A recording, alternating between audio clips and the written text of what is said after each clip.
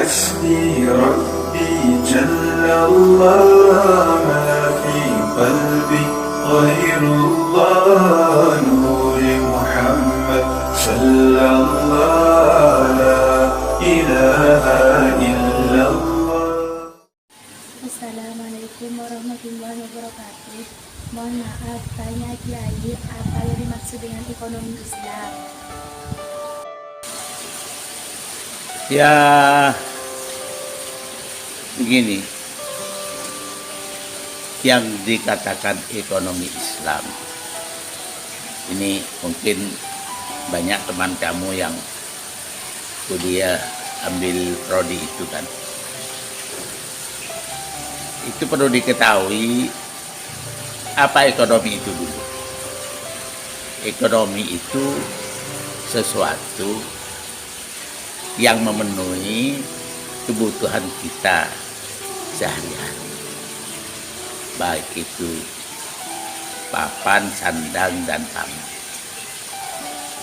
Itu tempat tinggal, bisa dipergunakan untuk pakaian, sandang, bisa dibutuhkan untuk pangan sehari-hari.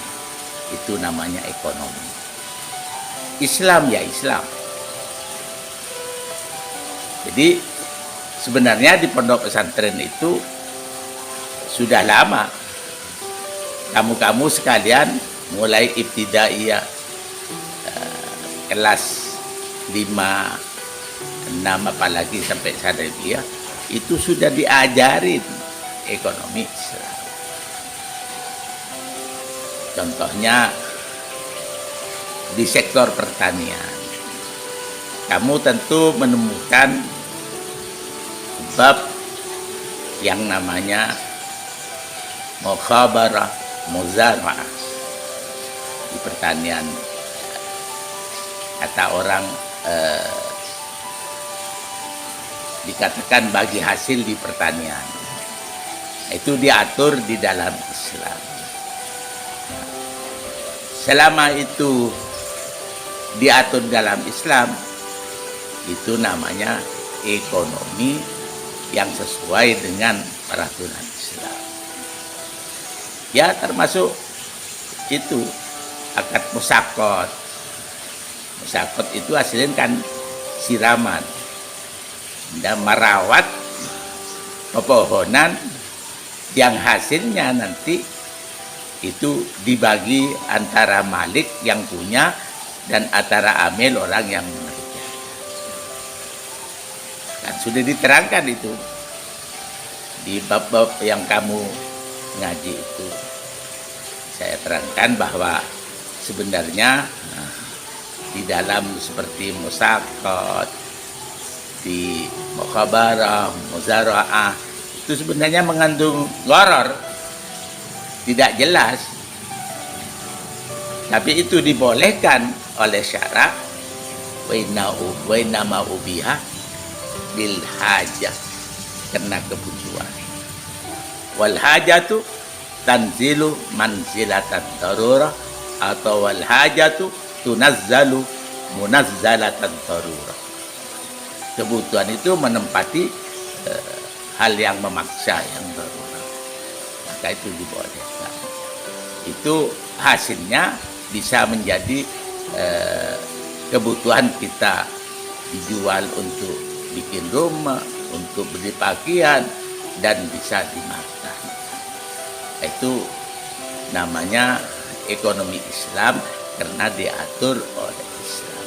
Nah, kamu diajarin sudah lama di pondok pesantren, sudah diajarin. Ya, masalah perbankan Islam juga diajarin. Nggak usah kitab yang besar-besar di Fathul Mu'in, di Takrib, itu sudah dijelaskan apa yang dinamakan akad musyarakah, apa yang dikatakan akad qirat. Itu sudah jelas semua ya.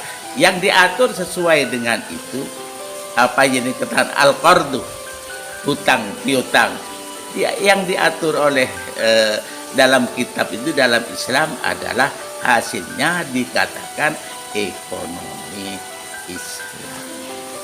Jadi yang tidak sesuai dengan Islam seperti hutang, meminjam sesuatu yang dengan maliknya ditentukan, kalau kamu nanti pinjam sama saya harus bayar sekian persen dari modal yang kamu pinjam. Lah itu tidak Islami, maka tidak katakan tidak masuk dalam ekonomi Islam, karena itu adalah riba, termasuk kullu qardin jarra naf'an bahwa wajhin min awjuhi. Setiap pinjaman hutang yang menarik keuntungan itu termasuk pada bentuk riba. Maka jauhilah itu ekonomi yang tidak Islam.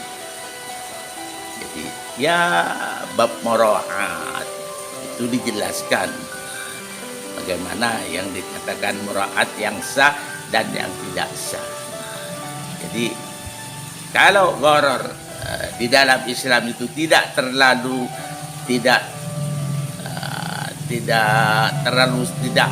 amat betul, dan itu memang dibutuhkan, maka dibolehkan oleh undang-undang Islam itu menurut kitab-kitab yang kamu pelajari di pondok sini. Mudah-mudahan dimengerti dan manfaat. Amin Allahumma amin. Nah, inilah sekedar keterangan dari saya tentang perkataan kamu ekonomi Islam. Mudah-mudahan dimengerti, dan silakan yang mau ambil prodi ekonomi Islam dipersilahkan. Terima kasih. Assalamualaikum warahmatullahi wabarakatuh.